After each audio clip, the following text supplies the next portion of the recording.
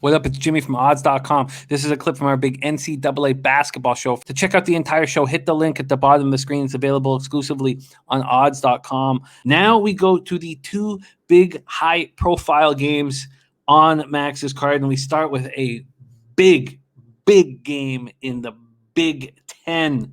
Number 9, Iowa Hawkeyes, 17-6, 11-5 in the Big Ten. At number 3, Michigan Wolverines, 16-1, 11-1 in the Big Ten. We head to Ann Arbor, Michigan for this beauty.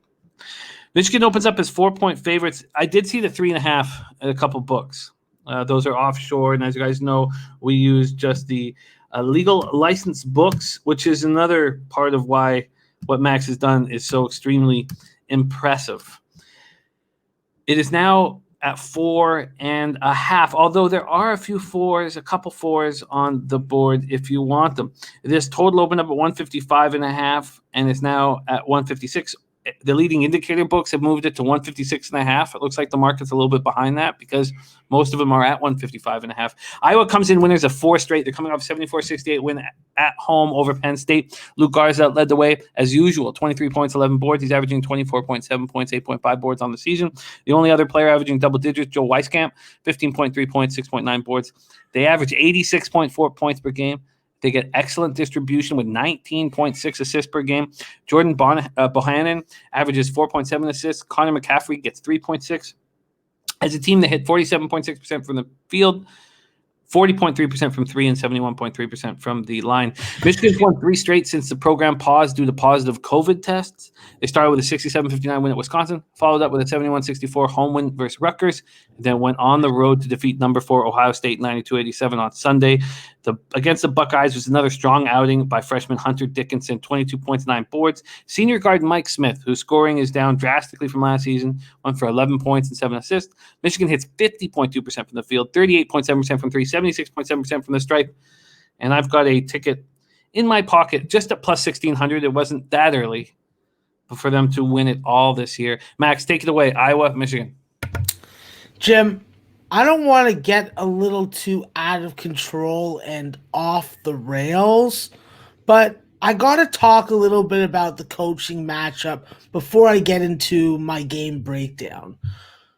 When I look at Coach McCaffrey, I look at an old man. I look at an old tired man.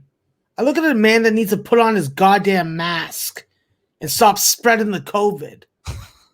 Okay? And also, when it comes to his hair, anybody that says that he has better hair than Nick Saban, they're smoking some harsh stuff, and I can give them the number to a good drug counselor. All right? All right.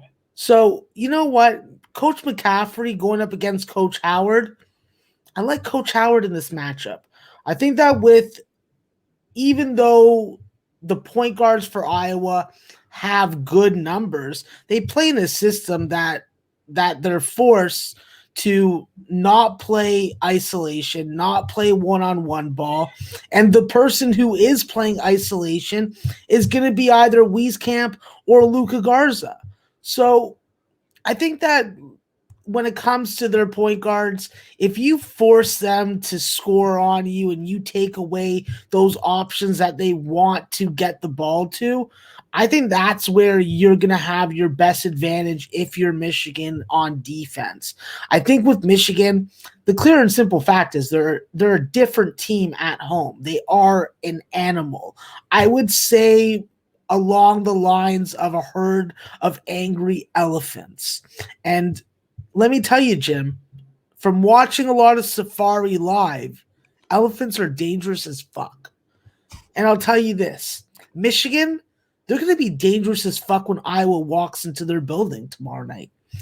With Michigan, yes, point guard play is always the concern. But we've seen Mike Smith go from an Ivy League, put his team on his back guy to the 5th option on the floor, and a guy who needs to very carefully decide what shot he's going to take or not, because he's going up against real quality players, not those Ivy League wankers that are too afraid to play basketball right now. Okay? I think that when it comes to Michigan, they are going to have the advantage at the wing.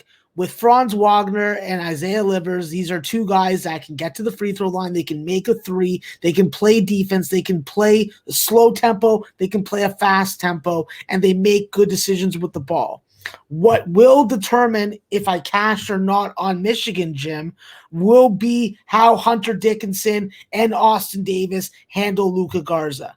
If they can keep Luka Garza under 25 points, I know that seems like oh, well, frig, 25 points, that's a lot of points. Well, yeah, but the amount of touches and the amount of possessions that he has the ball in his hand that result in a shot, that is the reason why. I think that with Hunter Dickinson, I think he is starting to come out of the slump.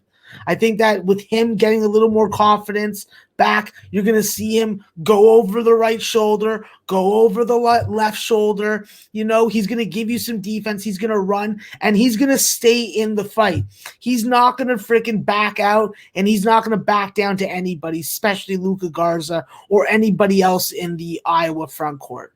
I think that with Michigan, they got to freaking maintain their quality for 40 minutes. This is a very dangerous Iowa team coming out of the locker room at halftime. We've seen them be behind and get back in games. This is a perfect scenario where Michigan needs to test themselves for those tournament games where they got to play 40 straight.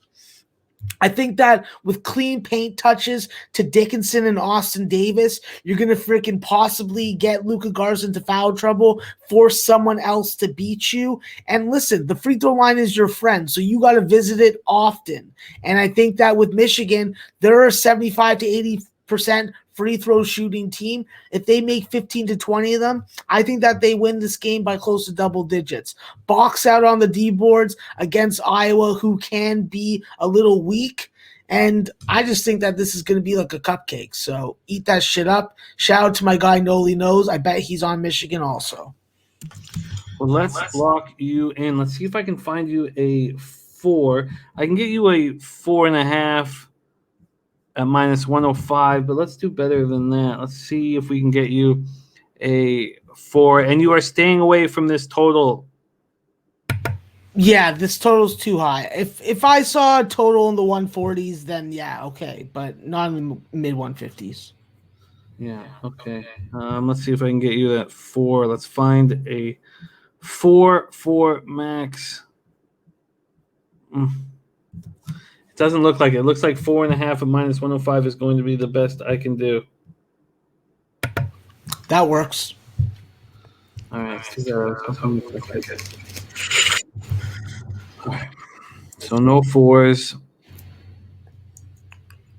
Damn. Okay, no 4s. 4.5 at minus 105. That's available at Bet365. I'm going to keep looking, actually, while this show goes on, see if I can find you a 4 one of the legal American books. Bet365 giving you that minus 4.5 at minus 105.